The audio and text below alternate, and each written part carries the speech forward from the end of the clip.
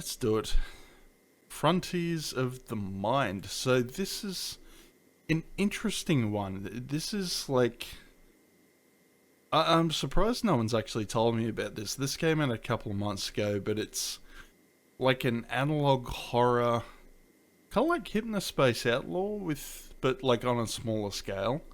I think, yeah, I only heard about it because I saw old Vinny Vinesource playing it, but let's jump in and show it off.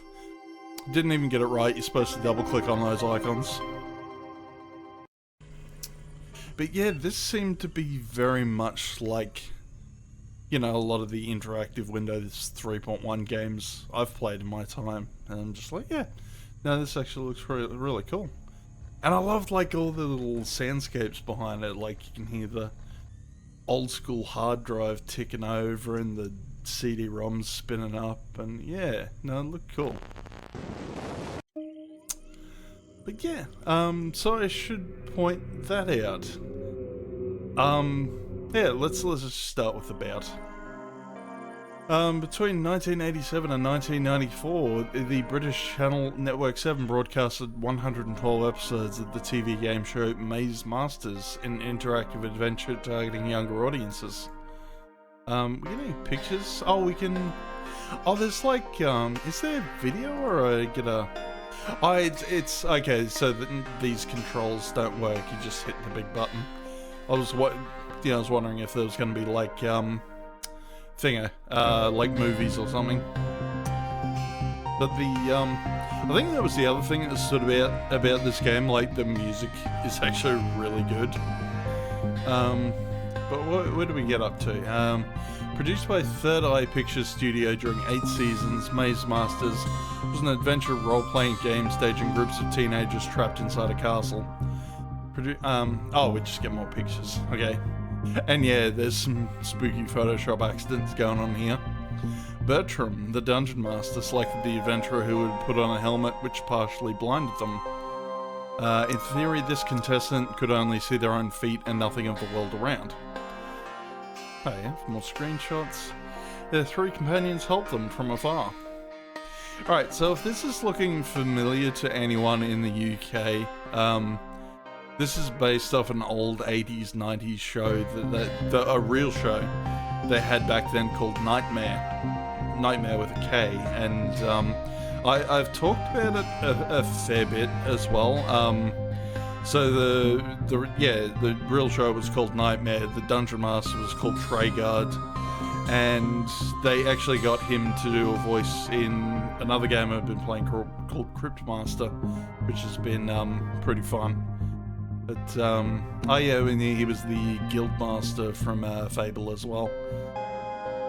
Alright, their 3 companions helped them from afar, only those companions could see the rooms and the trials.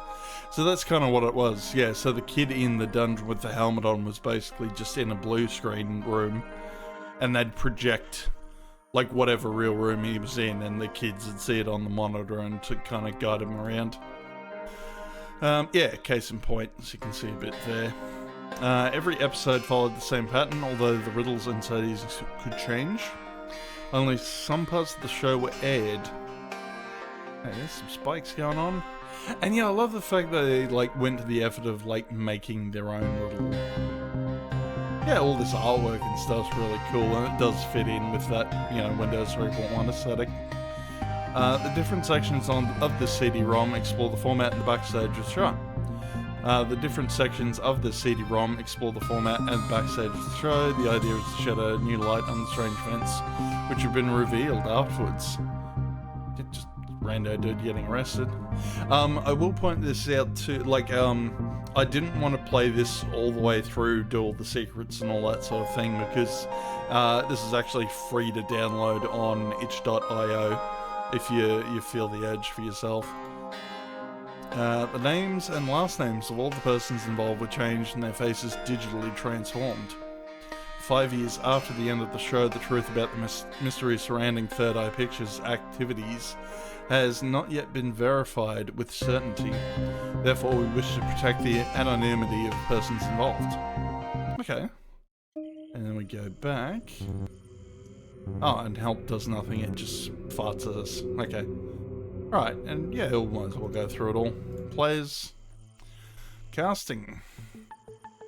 The children chosen to take part in the show were selected according to a particular process.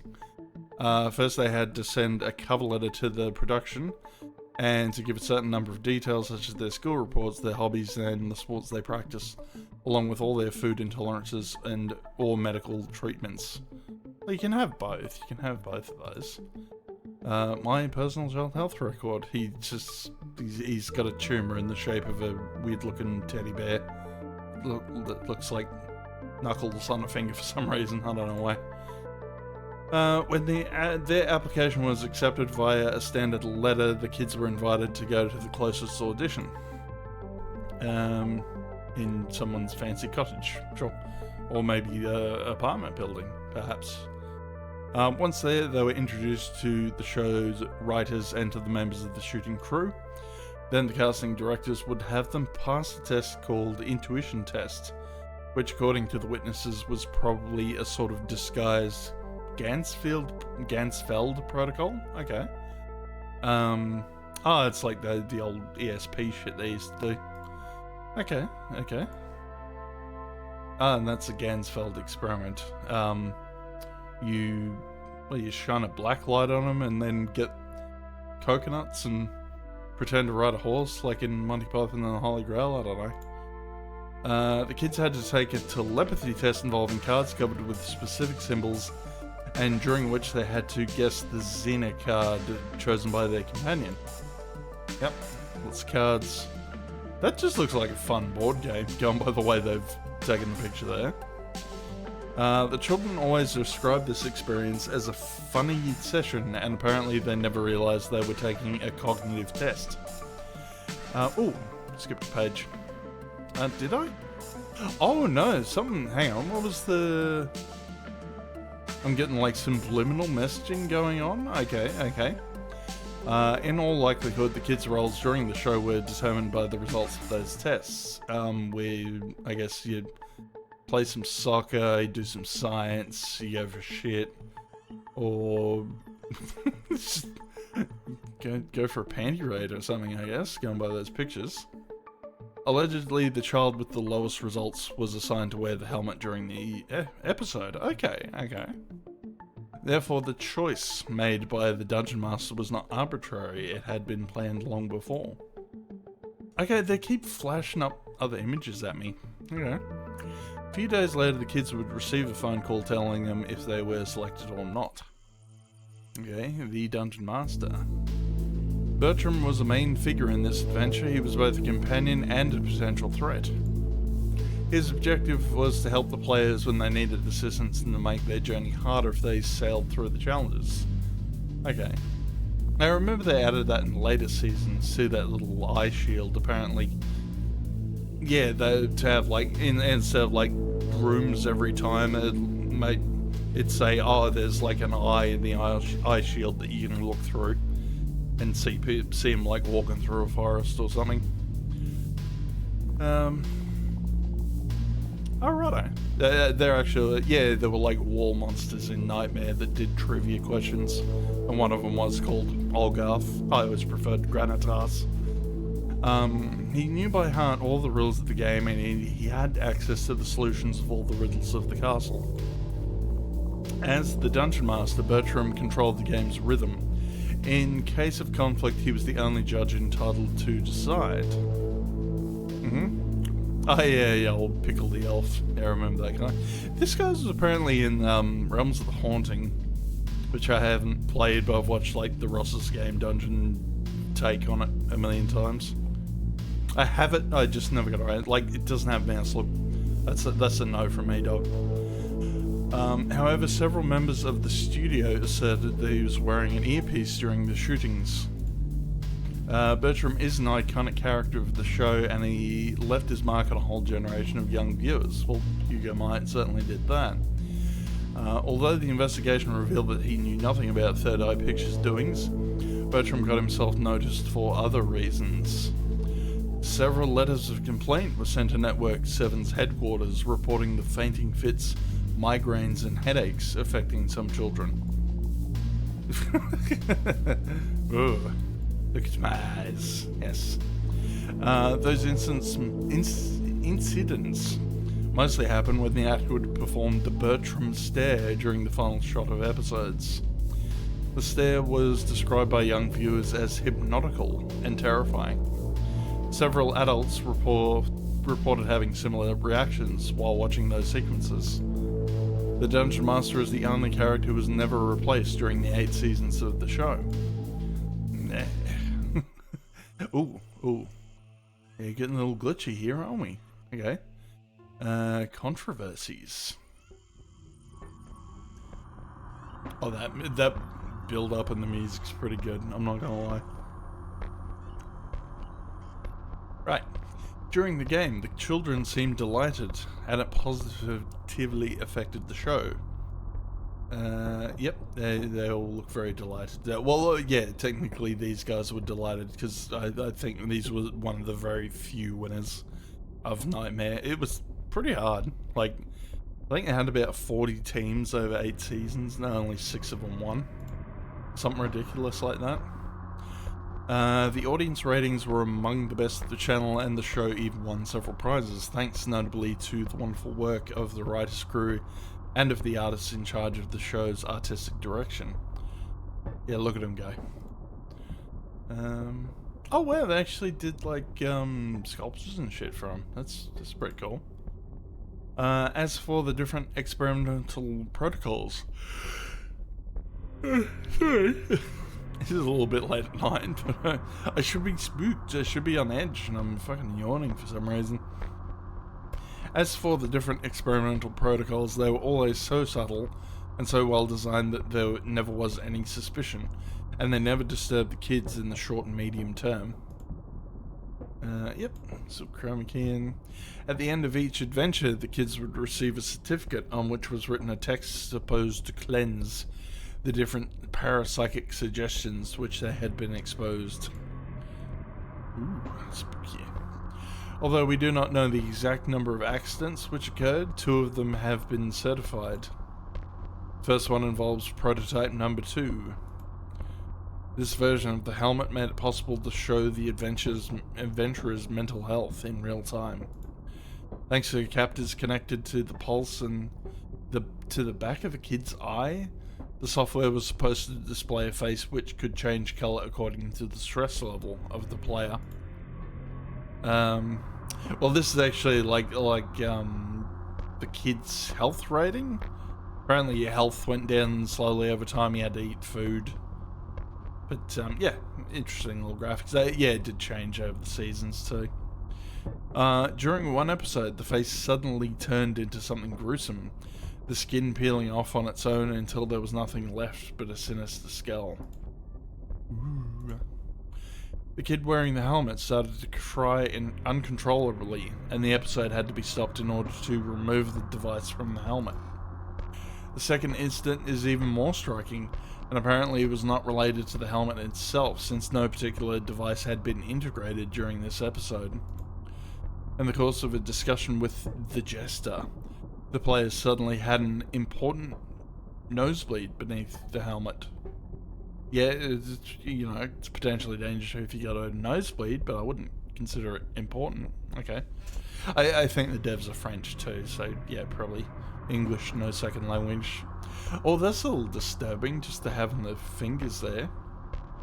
The so-called nosebleed episode turned out to be the starting point of the problems relating to the Jester. See Jester Instant.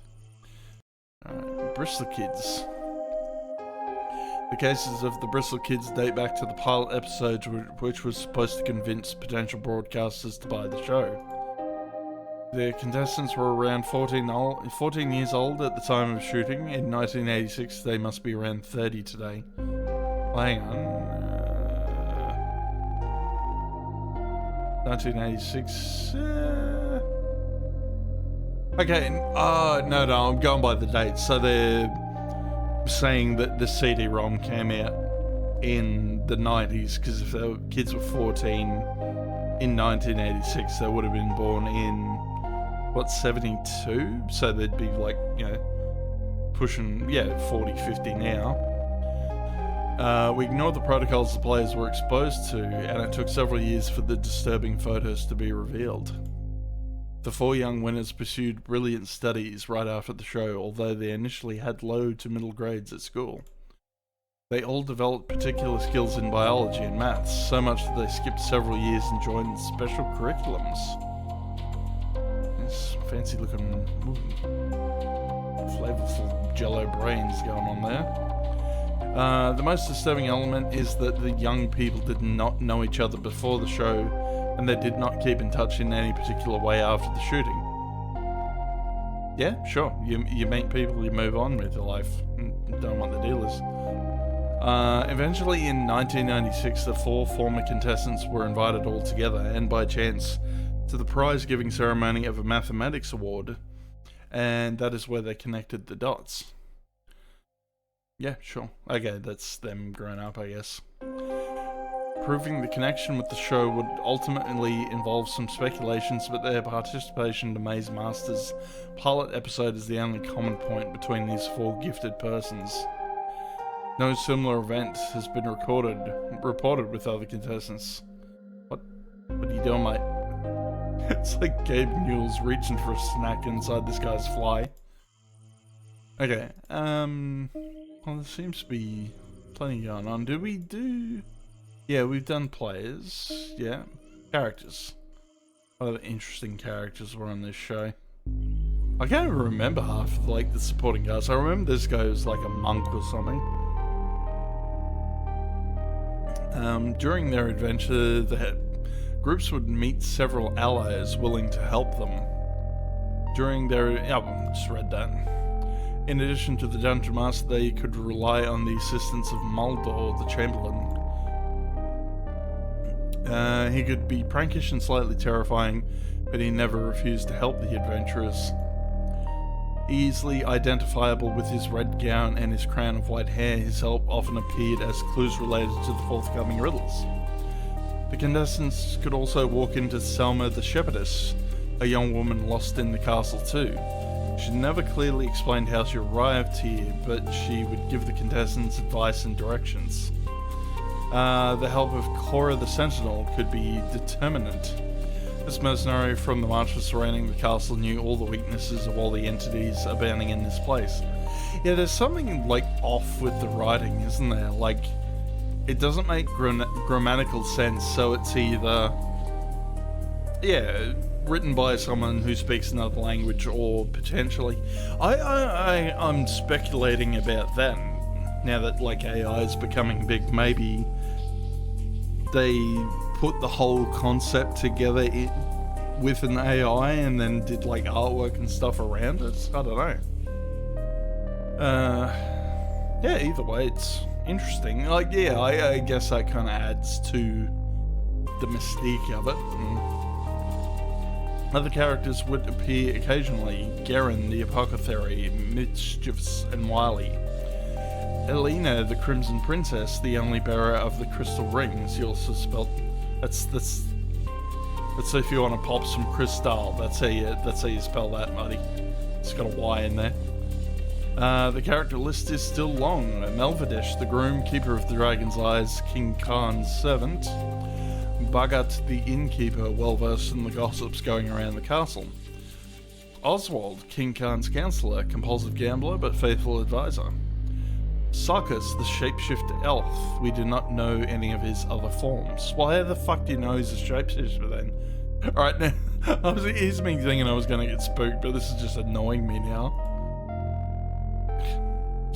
I'm shaking my head at that. Like, that's stupid. We don't know his other forms, but we know he shapeshifts. It's like, fucking righto.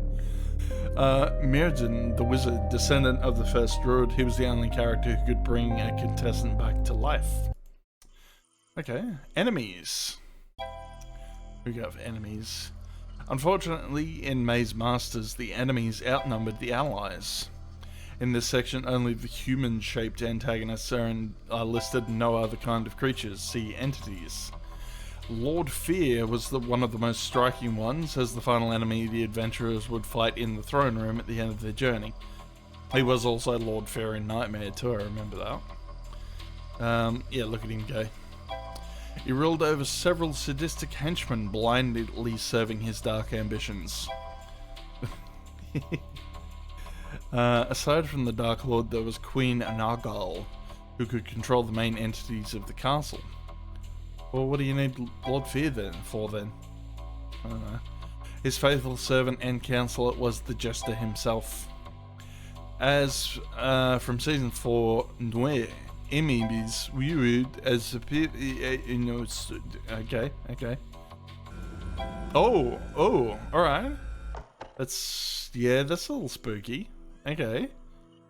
Yeah, getting a little glitchy on that. Okay. Cast turnover. Just the build up on this music's just really good, actually. Yeah. You're slowly winning me back.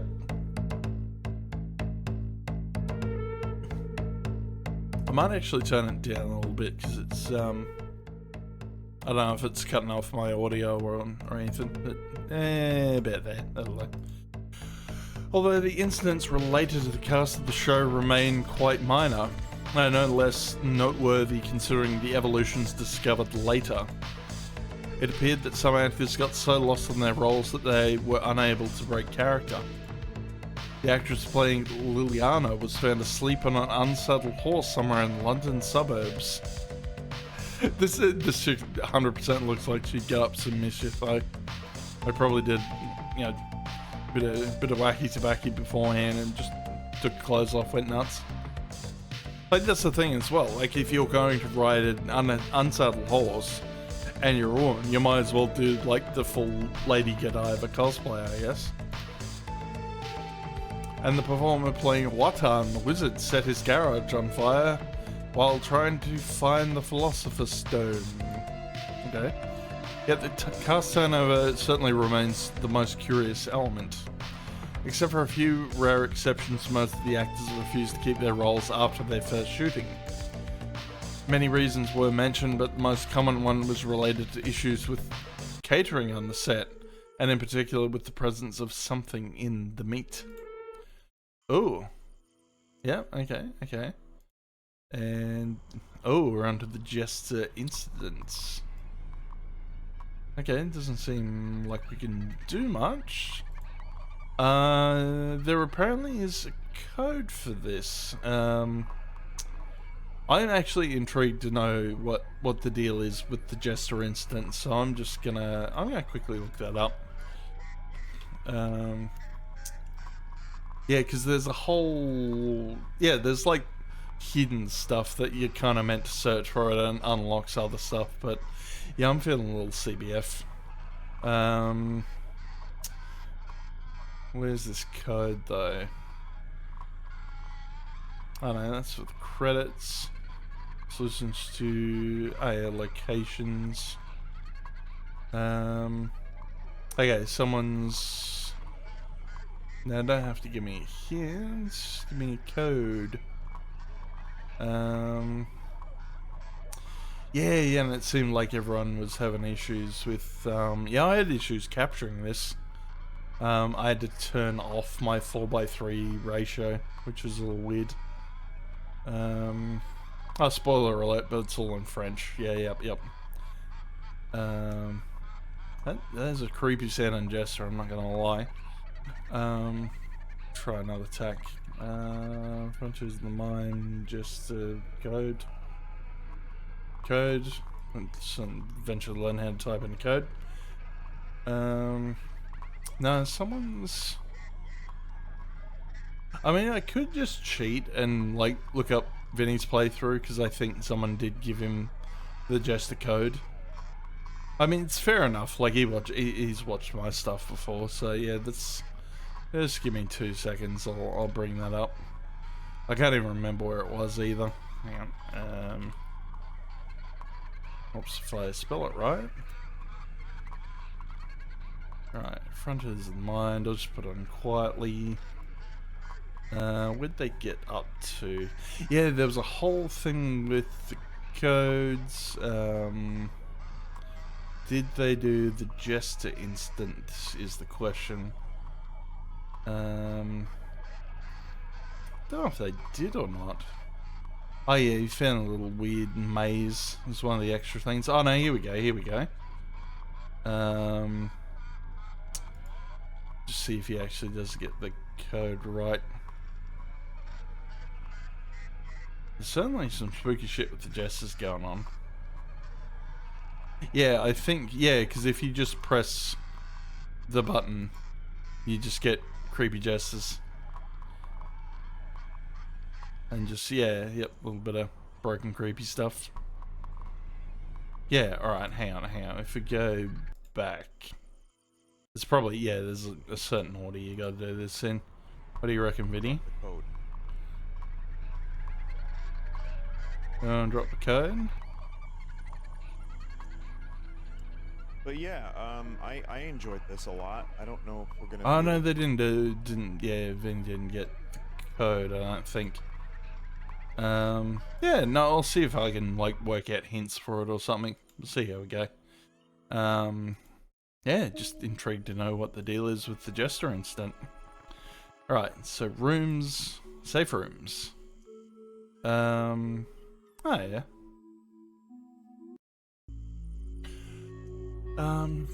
Yeah, no, to be honest, yeah, still liking the music. Still liking the music a lot. Just good ambient shit. Right. Although there were many dangerous rooms in Maze Masters, the adventurers could take a break in some of them. Obviously not those ones. This is the one where most of them died. Could never figure out the bloody puzzle for that. The first ones were called Enigma rooms, and they were of all sorts. Maths, riddles, puzzle, brain teasers, rebus puzzle, or anagrams. In those rooms, the 3 assistant players could be particularly useful. Okay. Bertram would only give clues if the team manifested signs of weakness. Okay. Encounter rooms. Encounter rooms were rooms where the bearer of the helmet would meet a character or a peaceful creature. That's not a peaceful creature, mate. That's a big creepy mama jamma right there. On a very few occasions, an Enigma room could serve as an encounter room. Yeah, some encounters going on. Oh, that might be part of the Jester incident, perhaps. Empty rooms were statistically very rare, but they could still be found from time to time. They could be mistaken for the rooms inhabited by wall monsters. Although they could offer a short break, they were neglected by the adventurers who never stayed there for long. Yeah, why stay in an empty room? Some said that they felt uncomfortable in those rooms, while others would explicitly speak of the fear that they inspired them. What? Okay, is that like a backrooms reference or something about liminal spaces? I don't know. I did find this hilarious. Like, yeah, like one of the deaths. I think one of them, like, yeah, like they took a wrong turn and like legit just yeeted out of this hole up here. It was quite funny. But the most common emotion mentioned by the contestants is that of a feeling of unbearable melancholia. Yeah. Despite their very young age, the contestants said that they experienced the emotions of an old person on the verge of death. Sure. Some of them would feel regrets and remorse related to notions they could not explain. The production eventually stopped using those empty rooms due to the players' negative feedback. However, some of those rooms never ceased to appear in spite of this decision. Oh no, never ceased to appear, or did appear? I'm just, yeah, some of this text is confusing the shit out of me. I'm not gonna lie.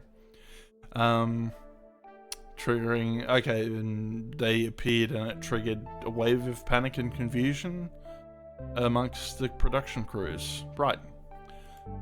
Sure. Okay. Healing rooms.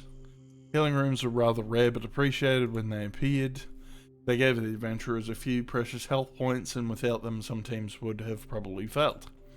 In addition to the room, some of the items from the choice trial could also provide some health points. Yeah, that was what they did in Knightmare. You'd get to a clue room, you'd find a table with some objects like this. You answer the trivia questions for the wall monster, and if you get like 2 to 3 of them right, you get a decent amount of hints on what to take, because you take the food for the energy, and then you can only take 2 of these items. And yeah, some of them you actually have to pick correctly, otherwise you get stuck. And they just go, no, sorry, you're out. During the last scene of the adventure, the players could also receive some bonus points according to the number of health points remaining at the end of the journey. Okay, well, let's look at some nasty rooms. Bomb rooms. Some rooms contain huge bombs set up by Lord Veer's henchmen. An actual screen from the show, they did have like bomb rooms. I don't know if anyone actually got done in by a bomb or not. They were kind of generous with how much, because yeah, don't forget this kid's blind and he's being guided by 3 other people, and usually what happened is the kids would panic, all 3 of them, and start shouting directions, and the kid being guided just didn't know what the fuck was going on. If a player stepped into one of those rooms, their friends had only 30 seconds to guide the player towards the closest exit. Yep. If they could not do it within the allotted time, the bomb exploded and the game was lost. Alright, so obviously one of them got done by a bomb room. Or maybe 2. Okay. Ooh, it's like a little creepy face in that one. Trap rooms. Apart from the bomb rooms, the players could also walk into what that was called a trap room. Yeah, it's kind of trappy. There were different types of them, just like the bomb rooms. The player had to follow their friends and indications in order to escape the threats. Yeah, big spiky things. Circular saws, blades tied to pendulums, huge gaps in the ground. There were a great number of threats. I actually genuinely loved the thingo rooms, the spinny blade ones, because they'd be on like a moving walkway, and then yeah, they'd have to yell at the kid like, oh, duck to your left, duck to your right, and the kid didn't have to dodge out of the way. It was a little bit more exciting than like the other ones they had, where it was basically just like avoid the holes in the floor. But yeah, no, this one had a bit of intrigue to it. If they failed, the players would lose points. If the number of health points reached 0, the game was over. Against all odds, no incident was reported in those rooms during the show. Okay. I thought you were meant to be building up spooky stuff, not saying, well, nothing exciting happened. Night rooms. The night rooms rarely appeared, but they made an impact when they did. The bearer of the helmet had to find a way to cunningly escape the wrath of the enemies. Oh yeah, and they had like little CG ones in the later seasons. I forgot about those. Galahad appeared in one of those rooms. What's up with your image, Galahad? You're looking a bit weird there.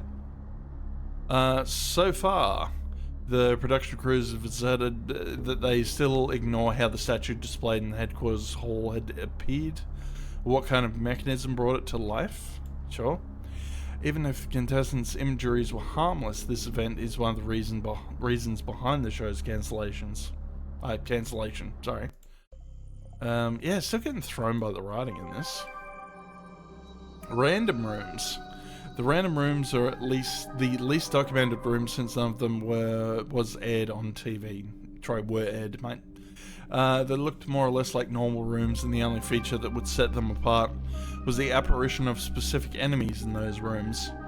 The only random room which could be recorded off-air was the one containing the pit brain, as it was called by those who mentioned it. Nonetheless, they were unable to describe their interactions with this entity.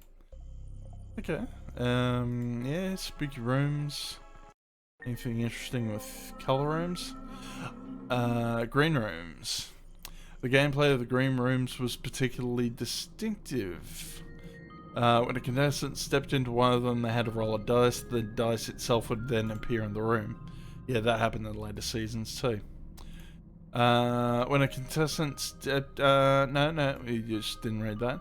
Once the dice rolled, it turned into a kind of portal emerging in the room. It was actually a gate which would take the player to another part of the castle, and the exact location was decided by the dice's result. Oh, yawning again.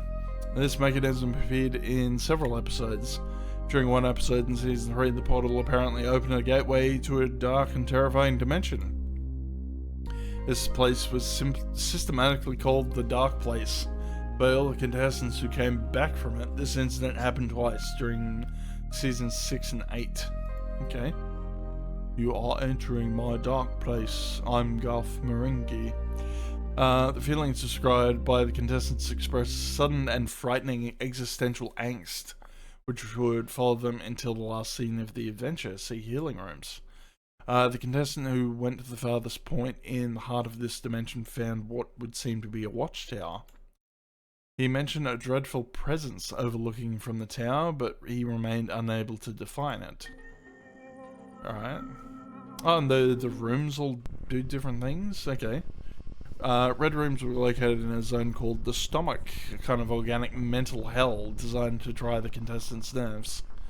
The red rooms were... read that. The issues with the meat started right after the first apparition of the setting, and in all likelihood those two elements were connected. After a few airings of this setting, the production definitely removed it, since they had received many complaints from families who deemed it too gory for such young audiences.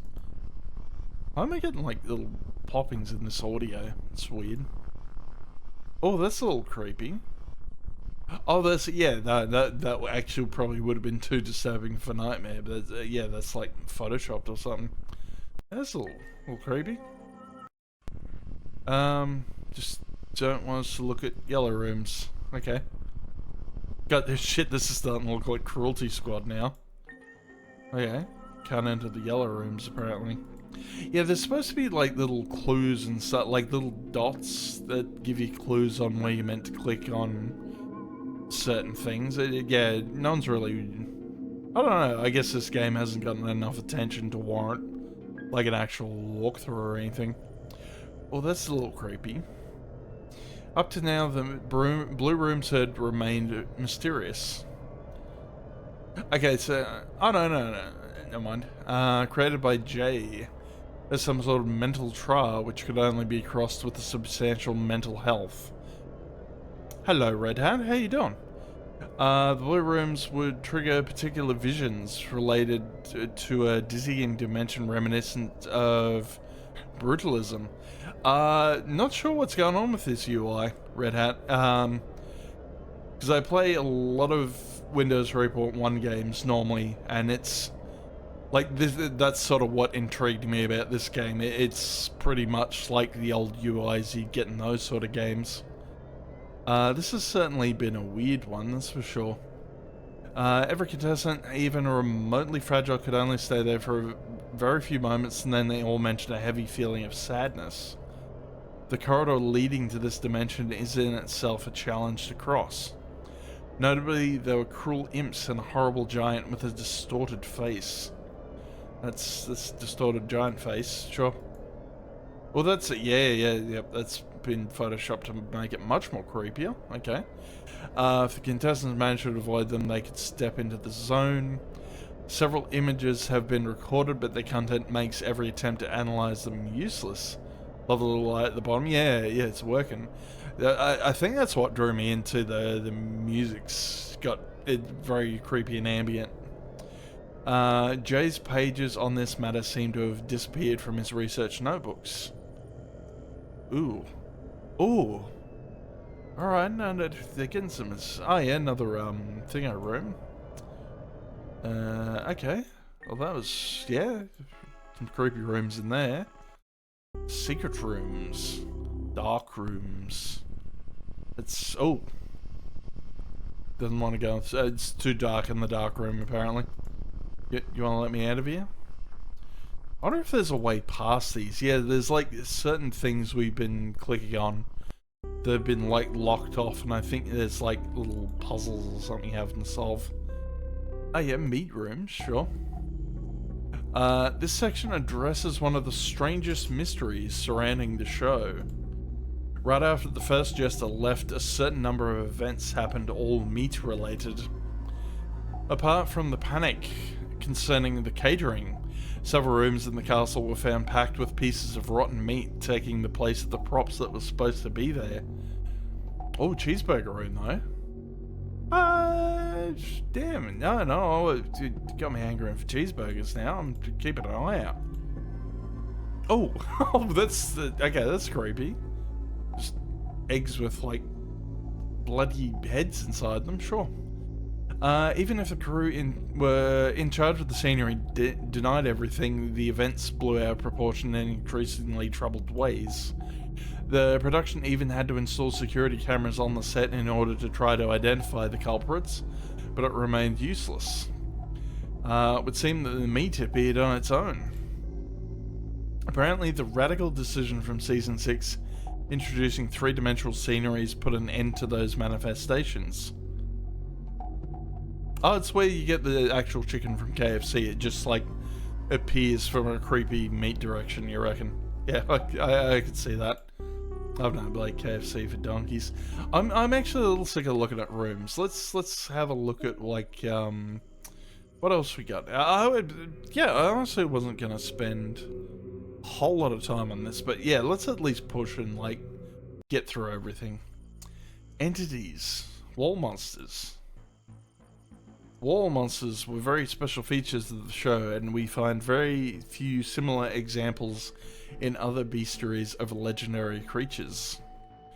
It is difficult to say if they were allies or enemies since their behavior was always unpredictable. Yeah, I used to have one of those as a kid. You put your face on it and all the pins push out. Yeah, they were fun. They would randomly appear in empty rooms and nothing in particular seemed to announce their arrival. If the wall monsters made sure to terrify the assistant players, they were only a voice for the bearer of the helmet. Okay. Yep, more wall monsters. Somehow they represented the spirit of the castle. They knew its history and they had watched the adventures of all the players. When we try to decipher their particular way to communicate, we find in their words a sort of ancient wisdom. Their size and colours revealed how dangerous they would become. However, the production crews asserted they were not to blame for the apparition of a face in the altar room during the Season 4 finale. Yeah, bit of a creepy face. Give it a poke. Okay, creatures. Oh, yep. Yeah, so I think this was one of the areas you have to like hit these in a certain order and it unlocks like an extra area. Or maybe not. Stream feels like I found something in the dark web. Yeah, that's kind of what wrote me in. I saw Vinny Vinesauce play this earlier in the week. And yeah, like I said, I regularly play Windows 3.1 games and it just had, yeah, it was going for that vibe, but something like creepy as well. I actually made a joke saying this game's, someone uploaded this to the Internet Archive and that's why it went down. Oh no! Oh, yeah. What? Don't know what the fuck. This is okay. It's like a garden gnome in blackface. It's very racist, I'll have you know. Hey, yeah. It's Meatwad's fucking creepy cousin. Ooh. And this is actually really hard to look at. It's kind of like a mix of a magic eye painting or something, isn't it? These are certainly yeah. These are certainly anomalies. Yeah. A man has a gun and he shoot. Oh, what the fuck? Okay. I don't like the anomalies. Yep. Oh, with that eye staring at you. Oh, alright, no, that was actually a pretty good one. Yep. Wow. Objects. Okay, do we have to look at all of these? Yeah, let's look at a bone. All the contestants who would select the bone during the choice trial seem to be motivated by a need for rebirth or for a sort of psychological reinvention. Yeah, sure. Bones. Choosing the bone was about accepting your own ending and in order to live again. Each contestant selecting this object would often display signs of excitement and a great physical condition, along with a disconcerting case to ease to move around in spite of the helmet. Basically PNG the game with a great atmosphere. Yeah, it's definitely got that atmosphere. For sure. Because I'm trying to remember what other stuff I've played that's similar to this. Like, as in, like, a, you know, an interactive, informative kind of thing. I guess a lot of the micro stuff was like that, like Ed Carter and shit. I do remember playing one called Ghosts with Christopher Lee. Basically, it was just him. You wander around a mansion and he just tells you spooky stories.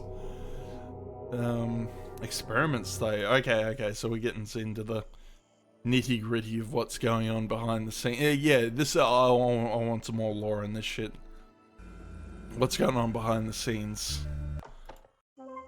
Oh, hang on. After Jay went missing, it appeared that from the different documents which were found, that he was particularly interested in experiments relating to remote viewing. Okay. Jay was captivated by the CIA's research on this matter, and he had consulted the entirety of the research conducted by Russell Targ and Harold Puthoff at Stanford University. This game's pretty cool. Yeah, no, I gotta agree, Techno. Well, I've been liking it so far. I was a little thrown off because some of the, I think the devs are French and they're not, English isn't perfect, but I'm speculating on whether, like, this might have all been just written by an AI or something, I'm not sure. But yes, Russell Targ's got some weird hair going on there. Remember this one game, Dead Right Now, Loneliness is Insane, the obscure images were unreal. It's called Club Penguin. Yeah. Shit, actually, no, that was after my time. I'm trying to remember what we had that was similar. I remember playing Maple Story for a bit, but that didn't last long. Jay was captivated. Did I read? No, we read all that. We're just getting more pictures of Russell Targ and the other guy. In his notes, Jay mentions the mysterious Oracle project. We believe it could be related to Protocol 12. The singularity is collapsing. Damn those French. During the last 3 seasons of Maze Masters, the helmet was probably equipped with a device allowing a kind of remote viewing, but no proof of results related to that research has ever been found. Okay. Oh, yep. Okay. Can we... Oh. You're my friend. And that's fine. Thank you, Red Hat. Appreciate it. Remote viewing. No, we had a look at this one, didn't we? Were we just not allowed to look at the helmet one? We're not allowed to look at the helmet one, apparently. We can't learn the secrets of the helmet. Or hallucinogens. Okay. Brain camera? No, it just doesn't want to let us in. Okay. Yeah. Okay. Alright, we did... Yeah, let's go to more. Can learn about third eye pictures. The information given in this section is to a certain extent speculative. Sorry, let me pronounce that again. Speculative. Thank you. Discusses the doings of a certain J Redacted and the different groups he supervised, the Self Bureau, the Dream Clinic. And at the time of the event's third eye pictures, J Redacted's scandalous personality and his different aliases, not to mention the eccentric gossips about him, have all blurred entire parts of his biography. According to certain elements from our investigation, this individual, known as James Jeremy Jacob Jasper, came from Wales, and he could be around redacted years old today. Those damn Welsh J-words. If this person was indeed identified by several witnesses who spent time with him, there was no trace of J or his aliases in the British Administrative Archives. 5 years after the events, a certain number of former members have accepted to speak out, enlightening us concerning a few elements about their experience. Okay, did we get a... Hang on, did we skip something in? Hang on, go back there. I don't know. Yeah, now we have the actual menu. Okay. Origins and Precepts. The Self Bureau. We could find no trace of Jay, who was known as Jacob at the time before he arrived at Cambridge University to study psychology. He attended the course delivered by Devon Kay, who quickly became his mentor.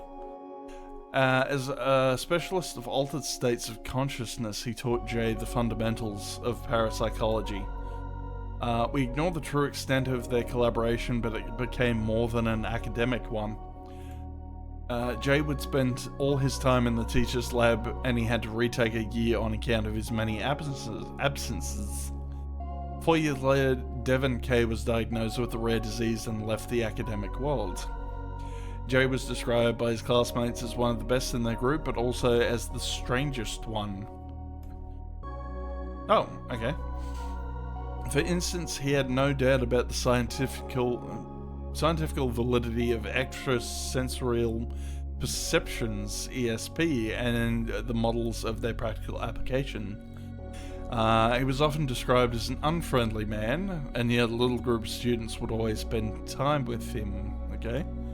After their bachelor's degree, they created a student society called the Self Bureau.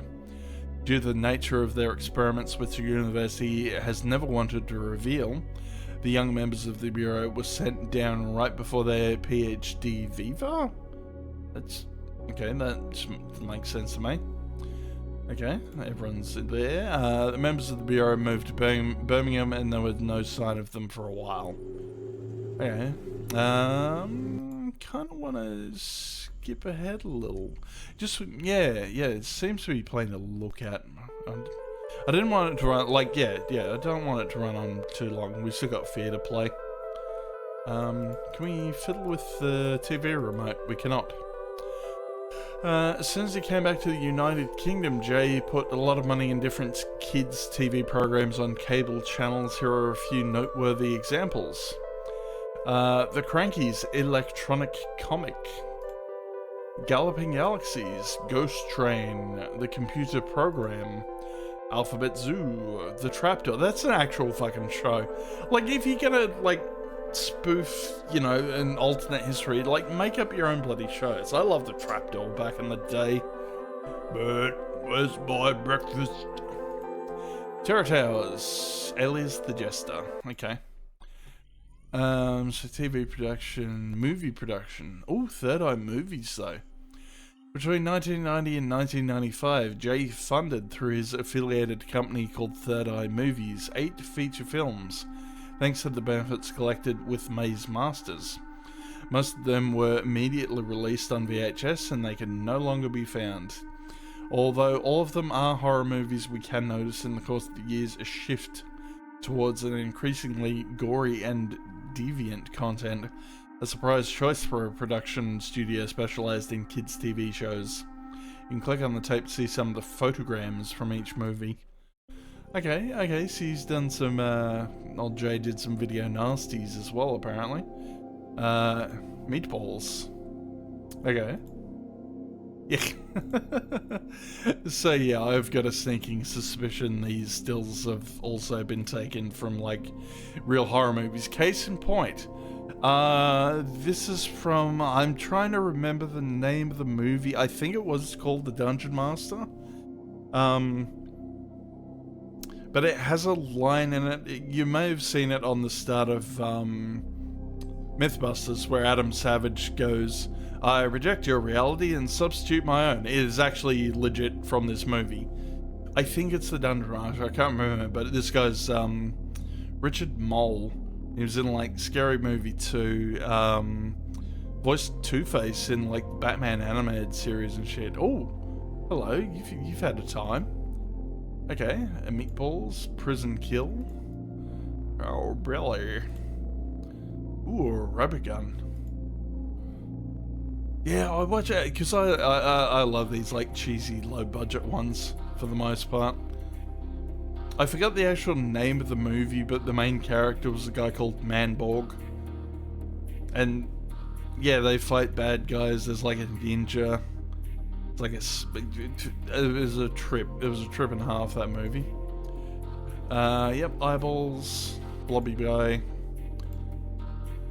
Yeah, all sorts of fun stuff. Ah, no head on that one. Yep, more spooky stuff. Mm-hmm. Yeah, I'm not actually figuring out, like, what these are. Yeah, I haven't seen all of these. Oh, that's disturbing. Some of those guys' head slice stuff and the remains are being eaten by a llama. Okay. Or just, yeah, the spaghetti and brain balls, I guess. Meatballs, is that the prequel to Meat Man? I wonder. Maybe it's the, maybe it's a tangent. I don't know. This one looks familiar though. Yeah. Oh wow, creepy boy there, creepy girl there. Dead people, spiritual sequel. Yeah, yep. Maybe it's like, yeah, maybe it's like Blade Runner 2049. Like maybe they couldn't get away with calling it Meatballs when it came out in the 70s or something, and they did the reboot and they added in like some nastier stuff. I don't know. Well, this is all definitely not. That lady just had like poo on her face. What is even going on here? Man with head in hole, sure. And is that woman snotting cum? What? Hole. Oh, it's called Dark Hole. Okay, I get it. Yeah, okay. We'll say, yeah, we've got both of them here, so we can see which one. Well, the Meat Man's definitely got better production effects. I'm wondering if this is from Society, because that was all body horror stuff, wasn't it? Yeah, bit of goo going on there. All right. Oh, Dark Hole was really commentary about the free love scene at the time. The director, yeah. Yep. Just does not want us to touch these controversies, apparently. Hang on, let me try. I just want to go back. Maybe if I click on it and then click help, maybe it'll give me a hint. No, help button is still just farting at us. Okay. What else we got? Network 7. Missing footage? Can we have a look at... Ooh, we get the old... Oh, some creepy stuff going on there. Well, I wouldn't really call that footage, though. I'd call that a slideshow of creepy things. Alright, bonus. Fan art. I gotta check out video games. Okay, so a couple of video games in the whole series. Maze Masters, 1987. Oh, yeah, on the old Amstrad. Okay, like, I know I'm into old computer games, but this seems like a really stupid spot to put the arrow keys. Like, you want to play a game, but you basically have to rest your wrist on the keypad. That's weird. I don't like that. Yeah, because I believe there was an actual Knightmare game on the Amiga, but it was more like an actual dungeon crawler and wasn't really that faithful to the show. I'm liking the aesthetics on this one because it's got a bit of a NES or like Game Boy Color vibe to it. Dungeon Passage. Yeah. Okay. 91 version of Maze Masters. Oh, that's a definite improvement. That's up there with like Eye of the Beholder and stuff, isn't it? Yeah, that looks way better. Oh, that is kind of badass though. You're fighting a dragon, like a baby dragon that's just hatched. Yeah, that's cool. Oh, and I just clicked on this because yeah, I remember an episode of Knightmare where the 4 kids were Matt, James, Dickon, and Sean, and yeah, everyone got a dick. Yeah, they all had a giggle at Dickon. Okay, yeah, big giant dude. Ooh, creepy tree monsters. About as bad as the ones from like Might and Magic 7. The crying wall monster. Yeah, no, that's so cool. Like, you would have, and yeah, like someone's like had to hand draw all this stuff. This is one of the few things where they haven't actually ripped it off like a bit of real world media. Yeah, Gods of the Labyrinth. We're apparently not allowed to go through the Gods of the Labyrinth. Or maybe we are. I played that game, or I know a fellow old man who would. Yeah, yep. Yeah, I'd 100% give it a crack as well. Oh, hang on. Okay, I can click on stuff. We're, ooh. Yeah, that's a little creepy. It takes us... Where are we? Oh, we're right back at the start? Okay. It just boots us back to the start. Okay. Yeah. And that was sort of... Oh, the board game looks mad, though.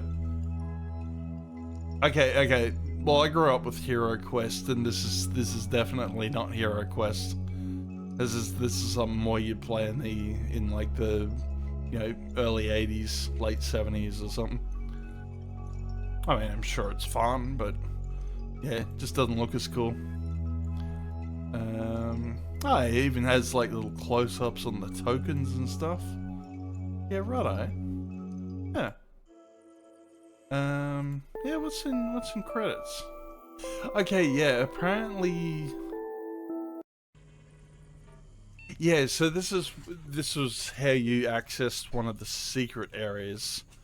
From what I've gathered, you click there, and there's like, you could probably brute force it and do trial and error. Yeah, so that just gave us a little hint. There's apparently another screen that's got the eye on it and a red dot. So you find that eye and you go to that screen and you click on the red dot and like something gets revealed. But I'm not going to sit here and try and figure all that out. I think we've done pretty well on it. We just hit an hour. And yeah, I do want to move on. We'll go play some Fear, but this was cool as hell. Yeah, it is on itch.io for free if you want to check it out yourself. I'm watching Death Sandals video, by the way. That's who the person is. So if you want to watch a full playthrough, Death Sandals,